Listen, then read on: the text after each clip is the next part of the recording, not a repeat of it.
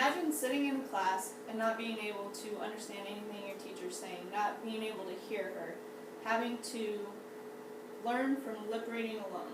This is why I'm here. My name is Emily Turkington, and I'm here to talk to you guys about the transformation of the Oralist movement during the 19th century in the United States. First, I will talk to you about the origins of the Oralist movement.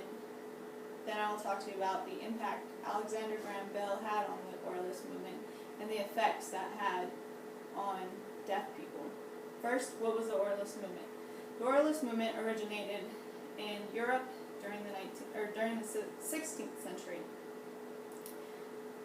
The people there were teaching deaf people how to sign and eventually wanted to move towards teaching deaf people language and being able to speak to other people.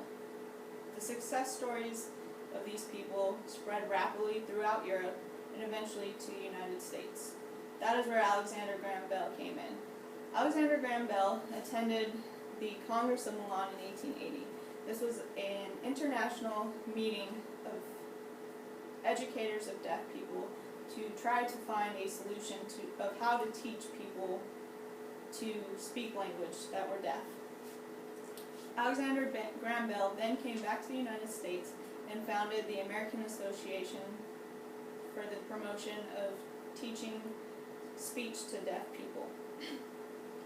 His association aimed at keeping deaf people from marrying other deaf people. He wanted deaf children to be sterilized. He wanted deaf adults to be sterilized.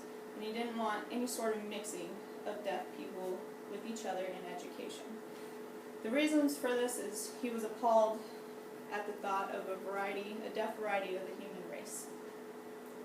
Some things that Alexander Graham Bell did to ensure that this didn't happen was he influenced people, and in turn teachers who taught sign were fired and replaced by teachers who spoke English.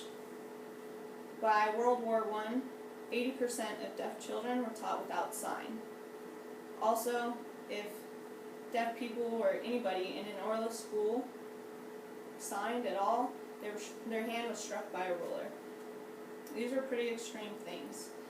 Andrew Solomon, the author of Far from the Tree, says in his book, forbidding sign does not turn deaf people towards spoken English, but rather away from language altogether. This is one of the effects of the transformation of the Oralist movement.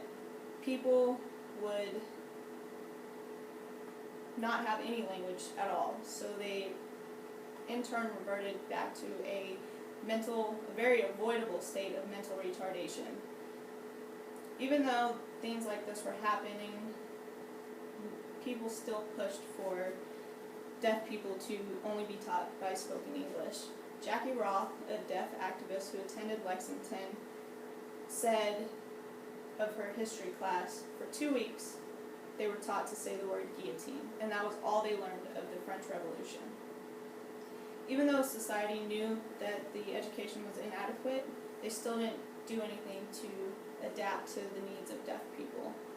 This can be seen in the 1982 Supreme Court case of the Board of Education versus Raleigh, where a deaf child was told that she was receiving an adequate education if she were passing her classes, even though she were only able to understand less than 50% of what her instructors were teaching. Another effect that came from the transformation of the Oralist movement, a much more positive effect, is the deaf culture. Deaf culture is a place where deaf people can go. It's a community of people who are tied together by language, and it's essentially another family for deaf people. 90% of deaf children are born into families with two hearing parents. That can make for a very lonely world. Deaf people can go to the conventions that are held annually in different places of the world, different cities, and talk with other people using American Sign Language or any sort of effect of that, and have friendships and kindle relationships from these instances. And it's something that they lack with the rest of the world that they just can't find. And it's a beautiful, beautiful culture. One of the hearing parents said, when you see your daughter interact in this environment, you see you're truly happy. But you can't expect to see her anymore because she's too busy being happy. Also, deaf people are able to come together based on what they share, which is their language.